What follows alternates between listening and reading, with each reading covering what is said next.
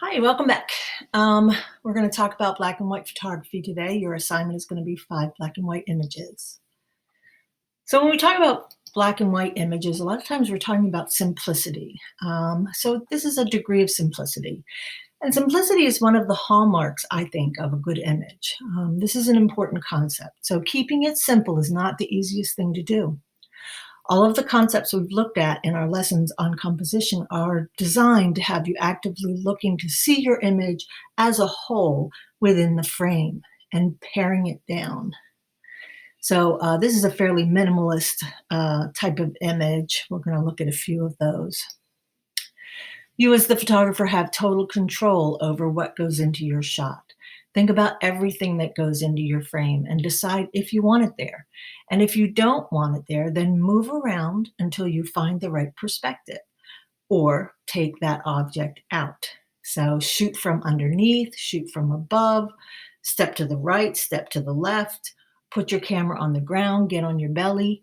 Look for ways to make your subject stand out. Think about what mood you want to convey through your choice of subject, and then pare it down and simplify the image to focus your viewer's attention on that subject. Move in close to your subject. Think about the shadow and the light. And coming up, we have a few tips that will help you take better black and white photographs. This one is also a very minimalistic image, and I do find those images attractive. They're almost meditative, but it's really keeping it simple, right? So, black and white photography is sometimes treated as the poor relation of color photography. I mean, after all, why limit yourself to just shades of gray when you can use the entire spectrum of colors? But sometimes there's a really good reason to make an image black and white. In reality, black and white photos can often look even more stunning and captivating than their color equivalents. Color can sometimes act as a distraction in a photo, and removing it can help to refocus the viewer's attention on the intended subject. And I think this is a great example.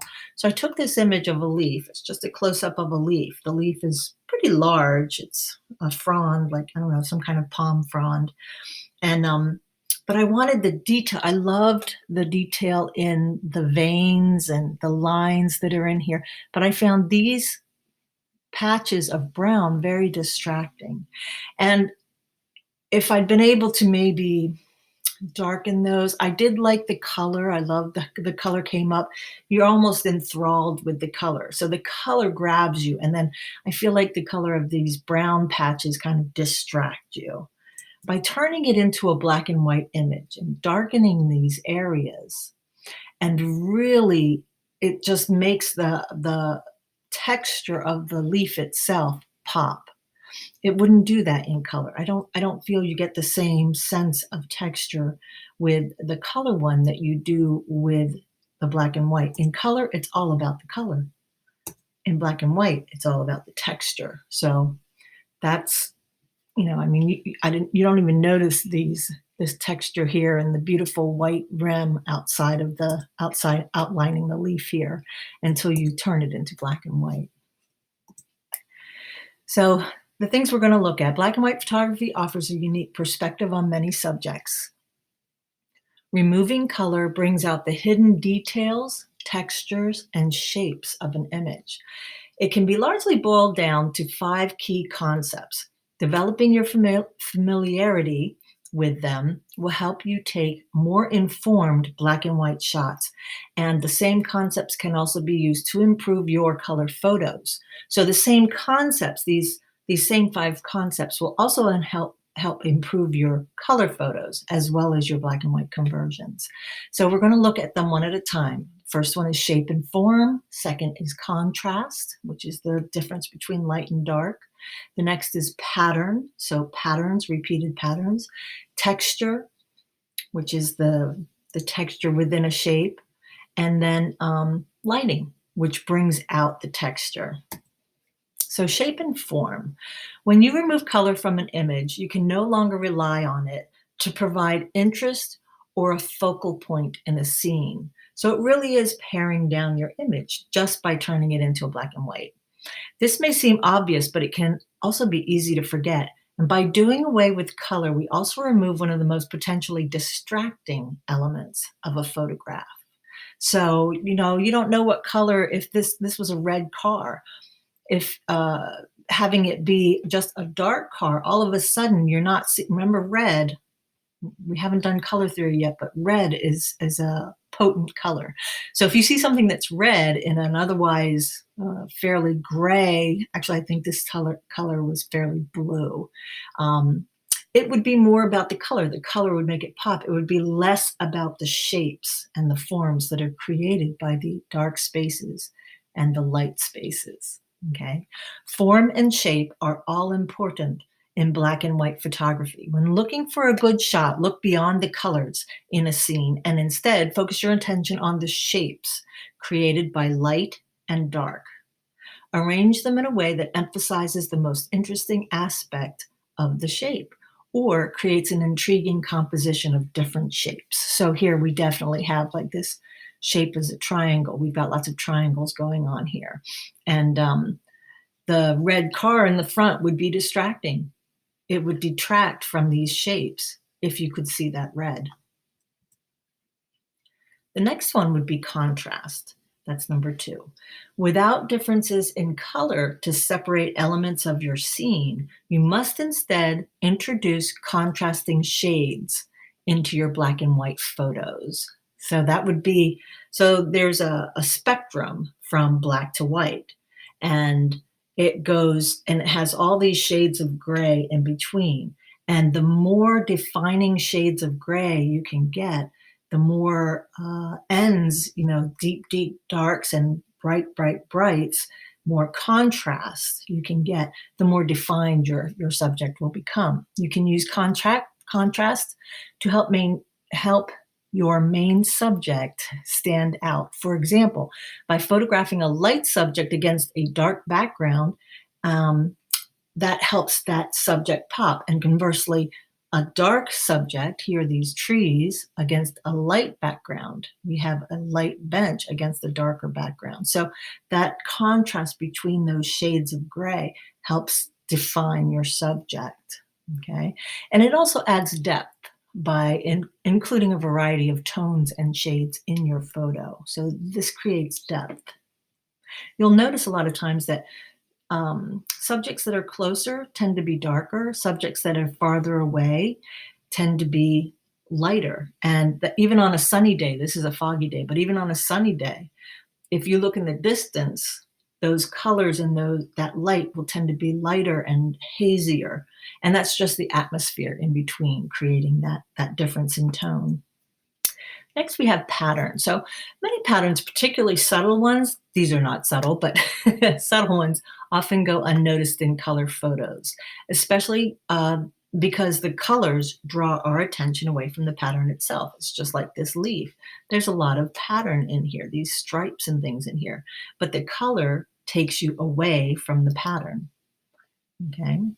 Black and white photography gives you a much better chance of capturing interesting patterns because it focuses the viewer's attention on the shapes formed by the elements in a space. So these patterns, these repeated patterns, this is kind of a cool photograph. It's a simple coleus, I guess, I think those are coleus, shot from above. And by shooting it from above like that, it creates a pattern it almost looks like a fabric or a rug or something. It creates a huge pattern, and that's what you're seeing, is that repeated pattern. So texture, this is my dog Linus. In the same way that patterns can be lost in color photography, textures can be too. When we see a color photo, our mind immediately begins to identify and label the elements in the scene because it's how we naturally see it, meaning that we often do not really see the photo, but instead see our mind's interpretation of it. Remember, we talked about that in composition 1, where you're not really seeing, you look at the car, but you don't really see the car until you need to find your car, right? So When we photograph in black and white, the mind no longer has that color information to work with. And so it pays more attention to the elements, such as texture, making them appear much more prominent. You know, if you look at this, you'd be like, okay, that's a dog in the snow. But when you change it to a black and white photo, now you're paying really close attention to all the texture that's in his fur, and even the little snowflakes on his nose, and the texture of his nose, and the texture in his eyes. I mean, there's a whole lot of texture going on here that you would probably dismiss if you just saw it as it's a doggy picture, right? And lastly, we have lighting. So all of these things that we've been looking at have to do with lighting. Lighting is absolutely key to a good black and white photograph because it affects all of the above elements: shape, contrast, pattern, and texture. The way we see shape and form is by how it's lit. And the way we see contrast is by noting the difference between the highlights and the shadows. Patterns are created because we can see the difference between the dark shades and the light shades, and the same with texture. Texture comes out with certain lighting. If you have lighting in front of your subject, it will be what we call flat. There's not a whole lot of texture going on. But if you put that light to the side, all of a sudden you've got shadows created. And now you have texture and you have pattern coming out in contrast. So when thinking about your lighting, consider how it will influence all of these factors and choose a setup that enhances as many as possible. Side lighting often produces the most dramatic black and white photos. It picks out the edges of shapes, right? You see the edges suddenly, and increases contrast by adding highlights. And the shadows it creates add interest to the scene, as well as enhancing texture and patterns. So here we have side lighting, and you know it's side lighting because this side of his face is towards the window. This side is in shadow. You've got the light coming in, and it creates this beautiful side lighting. But because of that side lighting, you can see all the texture in the beard and the hair and on his skin. You can see every little bump, even in the smoke that's swirling around him. That would not be there if the light was in front. It is enhanced, and the textures and patterns are enhanced by that side lighting. So we're going to talk about your assignment, your project requirements. I want you to experiment with black and white photography. If your camera has a black and white setting, go ahead and try it out. I will be doing a tutorial with Pixlr and Photoshop to help you convert color images to black and white this week. If you're perfectly welcome to use a filter, if you have a filter in your camera, if you're using a phone camera and you have a filter you can use to change it to black and white and you like that, go ahead and do that. Play around with the sliders a little bit and see how they will affect, how your adjustments will affect your black and white. Like, try moving the brightness up or down, try increasing the contrast, and then turn it into black and white and see how that works. I'll go into that a little bit more in another video to tell you how to turn it into black and white. You'll be turning in your top 5 black and white photographs. And so in each photograph, I'd like you to tell me how you came to this conclusion that this was a good subject to photograph. And I'll give you more directions when you read your assignment. So I have a few more examples of simplified black and white photography, and I want you to really try and keep it simple. So this is a photograph of a mimosa flower, which I think almost looks like LED lights. It's pretty cool. But it was taken outside on a sunny day, and I had a dark background, and I was zoomed way in with this image. And the textures and the patterns, they're not only created by the light that was available on this flower. You can see some of the shadows here. So the light was coming pretty much straight down on it. You can see how that works there. But also by the colors. The original colors of a mimosa are very, very pink and pale pink, and then kind of fuchsia down here. So there's a gradient of color that when it turned into gray, it produced this nice gradient here. Um, all photos in the slideshow are by me unless otherwise noted on them. I'll put, you know, unknown photographer or something in here. And this is also Cheeseburger in Newark. And I just thought it was interesting because it was very shiny. It's a diner. And it had these chairs stacked up out there, and the shininess of the chairs was reflected in the shininess here along the edge of the diner. And then I liked all the lights in here. So this is a very contrasty image. And I really went for lines where things could be included. There's a lot of information here, but it's still a fairly simple image. There's no people in it. There's no trash. If there was some trash here, I removed it before I took the photograph. I saw that there was some bags or something sitting there. Remove them, take them out. I don't want them in this image. It's not about trash. It's about these chairs and the shininess and how bright the diner is. This is simplicity personified. We saw this a little bit earlier. I mean, it's just cool, and it really has to do with pure composition, like how the photographer divided this. He divided it almost in half here, which is unusual. Usually, and we're going to talk about the rule of thirds in our next composition lesson, I think. But usually, you don't you kind of want to go up or down, but because he had an equal amount, the sky is doing nothing, there's no clouds there, and then this snowy area here was also very plain. The only thing was disrupting it was these, you know, amazing track lines going through it, and he placed them in the lower third, which we'll talk about as well. So this is just a really nice simple composition. Some of these images are technically sepia toned, and I will accept them as a type of black and white. I don't go into like, you know, purple or something like that, but if it's going to be slightly sepia, that's fine. I don't mind that. This is not exactly black and white. It does have deep blacks, but mostly it's shades of gray. So it's still a black and white.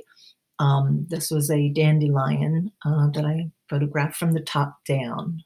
And I think it turned out really well. It's all about the texture in this image. And I think that's it. So go ahead and check Blackboard for your assignments for next week, and I will talk to you later. Thank you.